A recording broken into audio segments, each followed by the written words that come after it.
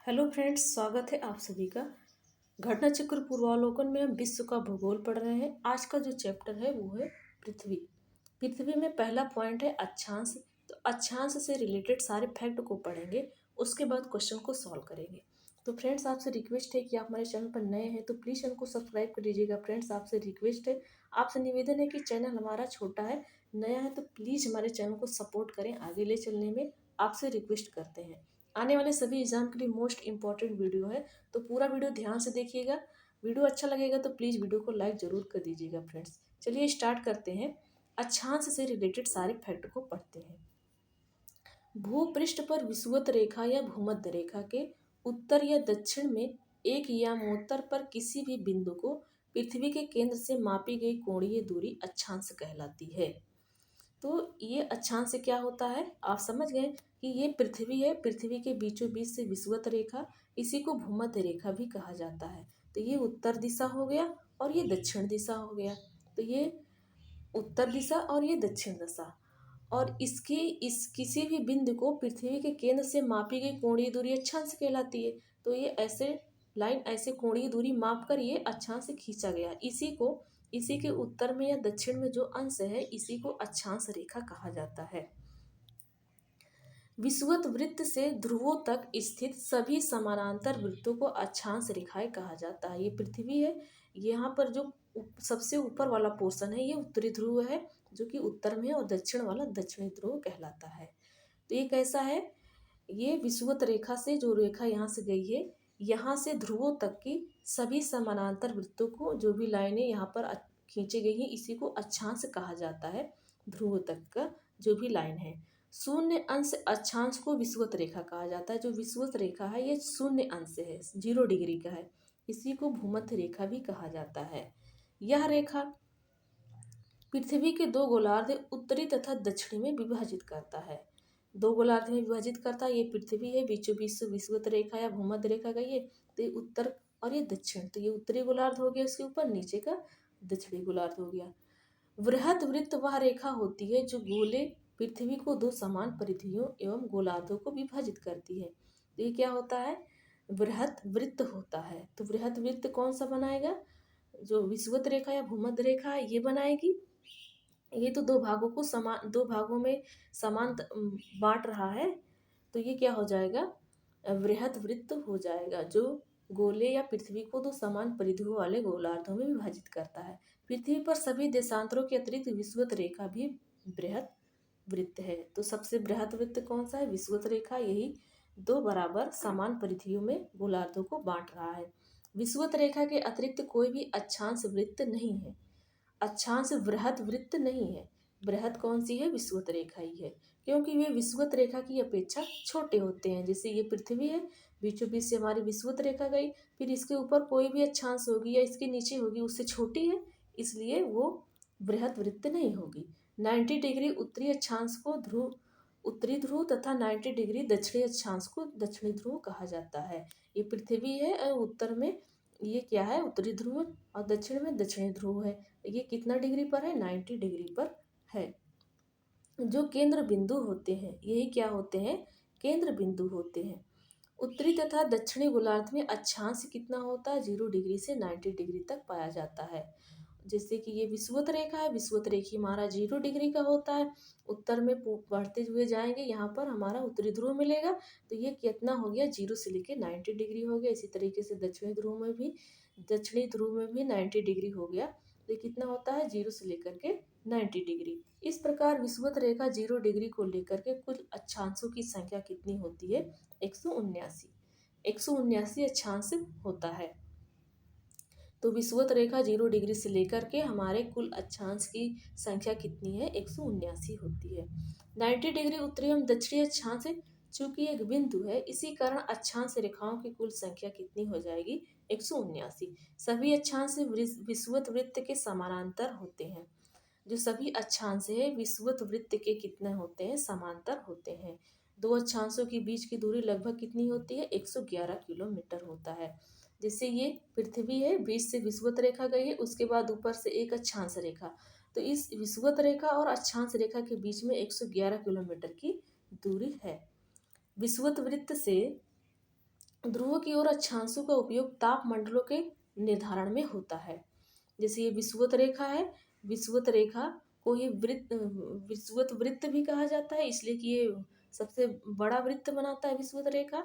तो जैसे ध्रुव की ओर अच्छा जाएंगे तो इनका उपयोग तापमंडल के निर्धारण भी किया जाता है। सबसे गर्म विषुवत रेखा पर सबसे गर्मी पड़ती है, जो उत्तरी गोलार्ध और दक्षिणी गोलार्ध है यहाँ सबसे ठंडा पड़ता है। और जैसे विषुवत रेखा से थोड़ा थोड़ा आगे जाएंगे तो ठंडी मिलती जाएगी, कुछ दूर तक गर्मी मिलेगी, फिर ठंडी, फिर ठंडी गर्मी दोनों, ऐसे करके उत्तरी गोलार्ध और दक्षिण गोलार्ध दोनों में है। तो वही कहा गया है कि इनका उपयोग तापमंडल के निर्धारण पर होता है। जैसे 0 डिग्री से लेकर के 23.5 डिग्री तक उत्तर या दक्षिण कटिबंध में, 23.5 डिग्री से 66.5 डिग्री तक शीतोष्ण कटिबंध होता है, और 66.5 डिग्री से 90 डिग्री तक शीत कटिबंध होता है। तो ये कहा क्या जा रहा है कि ये विषुवत रेखा है, विषुवत रेखा 0 डिग्री पर है, इसके ऊपर 23.5 डिग्री और इसके दक्षिण में 23.5 डिग्री ना। तो ये कैसा होता है, ये होता है उष्ण कटिबंध। उष्ण कटिबंधी का मतलब गर्मी। और उसके आगे फिर बढ़ेंगे तो हमको 66.5 डिग्री की रेखा मिलेगी, और इसके नीचे वाले दक्षिणी गोलार्ध में भी 66.5 डिग्री की रेखा मिलेगी। तो ये होता है शीतोष्ण कटिबंध। शीत होता है एक शीत कटिबंध, एक शीतोष्ण। शीतोष्ण, शीत मतलब ठंडी, उष्ण माने गर्मी। शीतोष्ण गर्मी प्लस ठंडी दोनों। तो 66.5 डिग्री पर क्या मिलेगा, गर्मी प्लस ठंडी दोनों मिलेगा। अगला है 90 डिग्री तक शीत कटिबंध। तो 90 डिग्री उत्तरी गोलार्ध और दक्षिणी गोलार्ध में बर्फ से जमा होता है, शीत होता है, वहाँ पर ठंडी होता है। तो ये कहा गया है। देखिए मैप में देख लेते हैं, मैप में देख लेते हैं अक्षांश से रेखाएं। देखो उत्तरी ध्रुव यहाँ पर 90 डिग्री, दक्षिणी ध्रुव 90 डिग्री।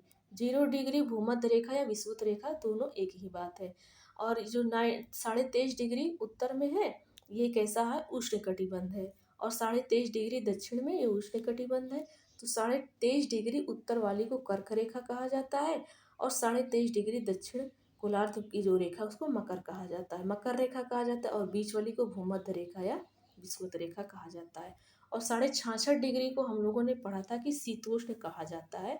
ये आर्कटिक वृत्त होता है, ये आर्कटिक में है। पृथ्वी के ऊपर आर्कटिक है, नीचे अंटार्कटिक है।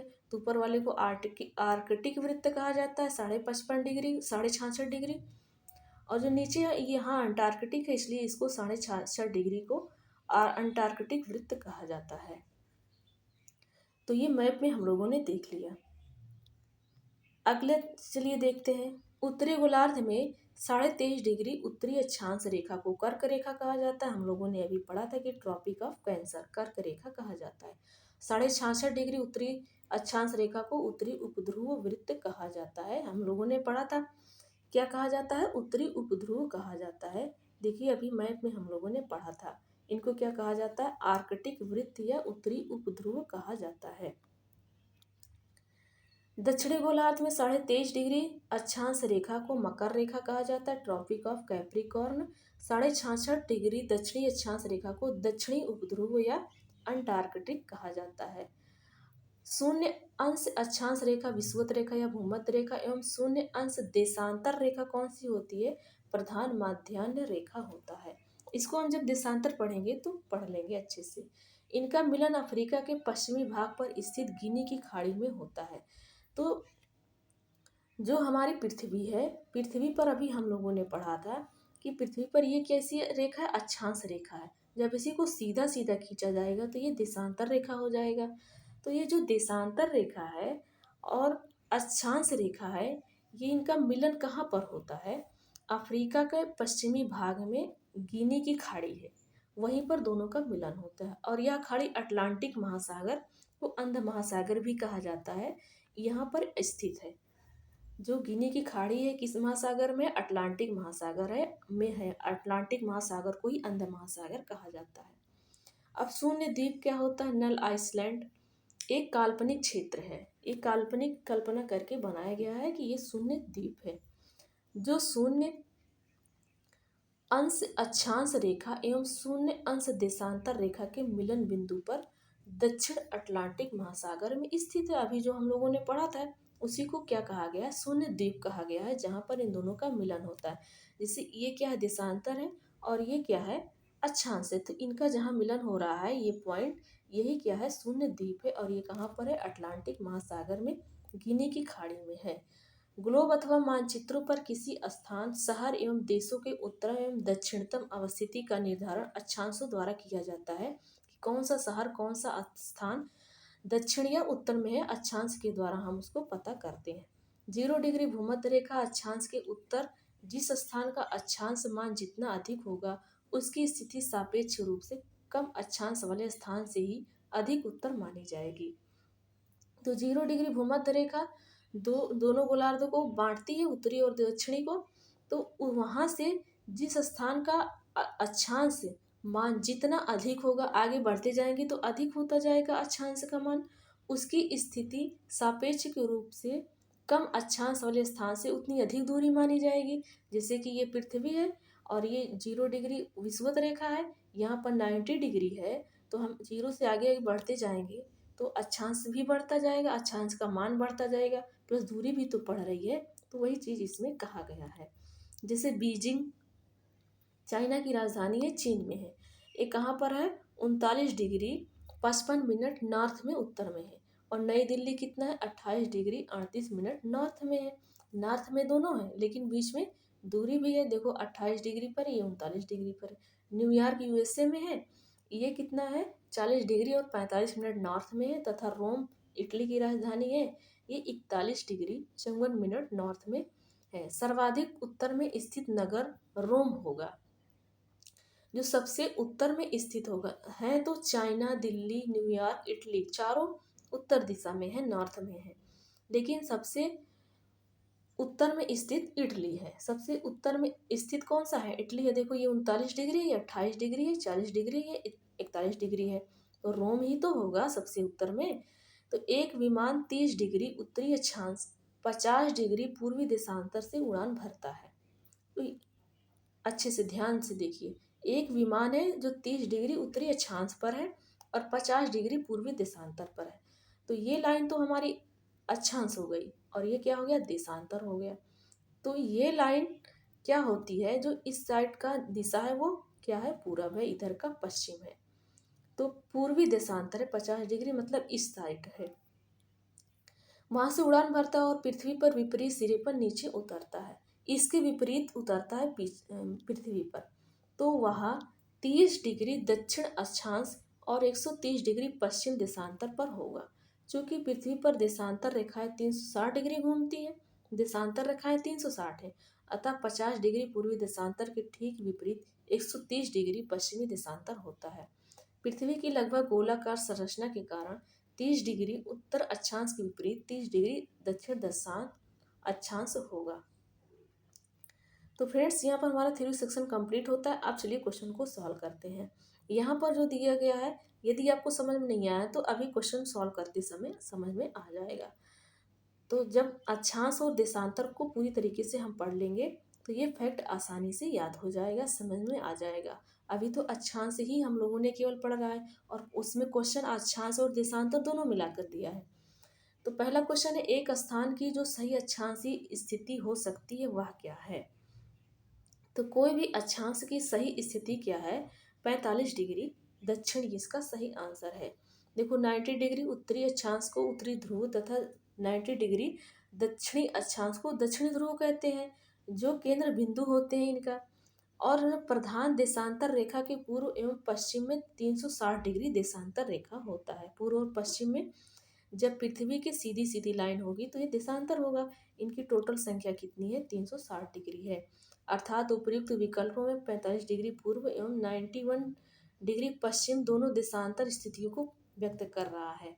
ये किसको बता रहा है, ये देशांतर रेखा को बता रहा है। 91 डिग्री उत्तर कोई अक्षांश नहीं होता है, 91 डिग्री में कोई अक्षांश रेखा नहीं होता है। 45 डिग्री दक्षिणी अक्षांश ही उपयुक्त विकल्पों में सही अक्षांशीय है। तो इसका आंसर 45 डिग्री हो जाएगा। Sorry friends. कौन सा एक ग्लोब पर वृहत वृत्त नहीं है। तो हम लोगों ने देखा कि विषुवत रेखा कहो और मुख्य देशांतर रेखा जो होता है, जो बीचों बीच से लंबी लाइन आई है, ये देशांतर रेखा है, लेकिन जो बीचों बीच से ये मुख्य देशांतर होती है, तो ये भी बृहत वृत्त बनाती है। 60 डिग्री पूर्वी देशांतर भी बनाती है, पर 60 डिग्री उत्तरी अक्षांश नहीं बनाती है। पृथ्वी पर सभी देशांतरों के अतिरिक्त विषुवत रेखा भी बृहत वृत्त है। विषुवत रेखा के अतिरिक्त कोई भी अक्षांश बृहत वृत्त नहीं है, क्योंकि ये विषुवत रेखा की अपेक्षा छोटे होते हैं। तो ग्लोब पर बृहत वृत्त नहीं है 60 डिग्री उत्तरी अक्षांश का। अगला है शून्य अंश अक्षांश तथा शून्य अंश देशांतर कहाँ पर है? तुम लोगों ने पढ़ा था अटलांटिक महासागर में है, और किस खाड़ी में है इसी वीडियो में बताए थे। आप उसको कमेंट बॉक्स में कमेंट करके बताइए कि कौन सी खाड़ी में है और किस महाद्वीप के पास में है। अगला क्वेश्चन है प्रधान या मयोत्तर तथा विषुवत रेखा का प्रतिच्छेदन बिंदु कहाँ पर अवस्थित है? तो हम लोगों ने पढ़ा अंध महासागर कहो या अटलांटिक महासागर, दोनों एक ही बात है। अगला क्वेश्चन है नीचे दिए गए भूगोलीय विवरणों पर विचार कीजिए। तो चलिए विचार करते हैं। कहा गया है कि आकृति ए द्वारा अंकित बिंदु किस महाद्वीप में स्थित देश को व्यक्त कर रहा है? तो ये ए है, ए को ही पूछा जा रहा है। और 15 डिग्री NL है, 50 डिग्री NL है, 6 डिग्री EL है, 5 डिग्री EL। तो ये फ्रेंड्स यूरोप की बात कर रहा है। 15 डिग्री उत्तरी अक्षांश से 50 डिग्री उत्तर अक्षांश तथा 5 डिग्री पूर्व देशांतर से 6 अंश पूर्व देशांतर की स्थिति में यूरोप बसा हुआ है। और यहाँ पर लिखा गया है, देखिए 50 डिग्री और 15 डिग्री, 50 डिग्री प्लस 6 डिग्री और 5 डिग्री देशांतर। तो ये किसकी बात हो रही है? यूरोप की बात हो रही है। एक विमान 30 डिग्री उत्तरी अक्षांश 50 डिग्री पूर्वी देशांतर से उड़ान भरता है और पृथ्वी के विपरीत सिरे पर नीचे उतरता है। वह कहाँ उतरेगा, ये पूछा जा रहा है। तो ये 30 डिग्री उत्तरी अक्षांश से उड़ान भरा है, तो ये पृथ्वी पर नीचे आ रहा है विपरीत दिशा में। तो 30 डिग्री उत्तरी अक्षांश से क्या हो जाएगा? 30 डिग्री दक्षिणी अक्षांश हो जाएगा। और ये 50 डिग्री पूर्वी देशांतर से उड़ान भरा है, तो ये पृथ्वी पर इसके विपरीत आ रहा है। तो 50 डिग्री पूर्वी देशांतर से जब हम विपरीत जाएंगे, विपरीत जाने का मतलब है ये पृथ्वी है और ये बीचों बीच की मुख्य देशांतर रेखा है। तो इधर की जो रेखा है, इसलिए कि ये पूरब दिशा है तो ये पूर्वी देशांतर है, और इधर की जो देशांतर है ये पश्चिम दिशा में है तो पश्चिमी देशांतर है। तो ये पूरब से तो उड़ान भरा है, लेकिन जब पृथ्वी पे आ रहा है तो इस साइड आ रहा है, पश्चिमी में।